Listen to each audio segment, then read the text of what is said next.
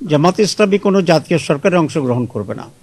জামাত ইসলামী এখানে একজন কনস্ট্রাকটিভ শক্তিশালী একটি বিরোধী দলের ভূমিকা পালন করবে। নির্বাচনের পর সম্ভাব্য প্রধানমন্ত্রী যিনি হবেন আমাদের জনাব তারেক সাহেব, উনি আজকে প্রধান বিরোধী দলের যিনি প্রধান হবেন জামাত ইসলামীর আমির ডক্টর শফিকুর রহমান, তার সাথে সৌজন্য সাক্ষাৎ করতে আসছেন, একটা কার্টেসি ভিজিট করতে আসছেন। এটাকে আমরা ওয়েলকাম করি। আমি মনে করি এই ধরনের নিউ কালচার নিজেদের ভিতরে থাকাটা এটা একটা গুণগত পরিবর্তন। It's a good beginning.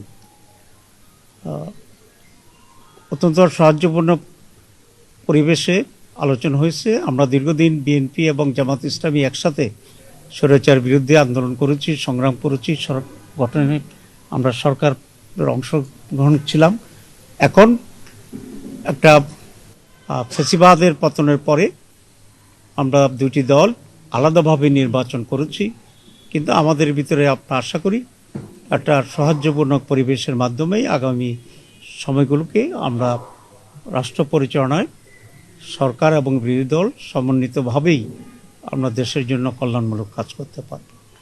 আমরা এই ব্যাপারে একমত হয়েছি যে সকলে মিলে একসাথেই একটা কনস্ট্রাকটিভ ফিউচার আমরা গ্রহণ করতে পারবো, একটি নতুন বাংলাদেশ আমরা গঠন করতে পারবো। মৌলিকভাবে আমরা এই আলোচনা একমত হয়েছি এবং নিজেদের ভিতরে মৌলিক কোনো ঝামেলা হলে আলোচনা ভিত্তিতে যাতে একটা পজিটিভ একটা সমাধান আসতে পারে সেই সব বিষয়ে আমরা আলোচনা করেছি। স্বাস্থ্যকর হালিম রাঁধুনি হালিম, হালিম হোক রাঁধুনি হালিম।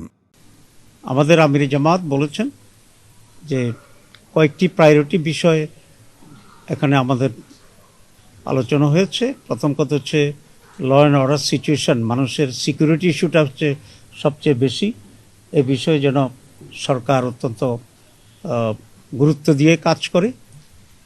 এরপরে ইকোনমির ব্যাপারে আমরা কথা বলেছি এবং বিশেষ করে জনগণের যে মৌলিক যে প্রয়োজনগুলো আছে, খাদ্য, বাসস্থান, এডুকেশন, এসব বিবেকে অগ্রাধিকার পদ্ধতিতে যেন সরকার কাজে করে সে ব্যাপারে আমরা দৃষ্টি আকর্ষণ করেছি। It's a beginning. আমি মনে করি যে একটা মৌলিক কোয়ালিটেটিভ চেঞ্জ যাতে আমরা এদেশে পেতে পারি সে বিষয়েও আমরা দৃষ্টি আকর্ষণ করেছি।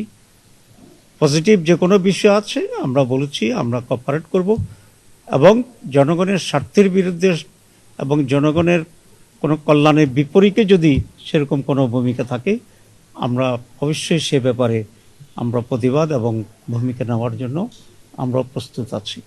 এতটুকুই কথা হয়েছে আজকে। বিভিন্ন জায়গায় কিছু অঘটন ঘটেছে, কিছু ধর্ষণের ঘটনা ঘটছে, হামলার ঘটনা ঘটছে, আমরা এগুলো দৃষ্টি আকর্ষণ করেছি। আমরা মনে করি সরকারের ব্যাপারে অত্যন্ত সিরিয়াস ভূমিকা পালন করবে এবং দেশকে একটা পজিটিভ দিকে নিয়ে যাবে।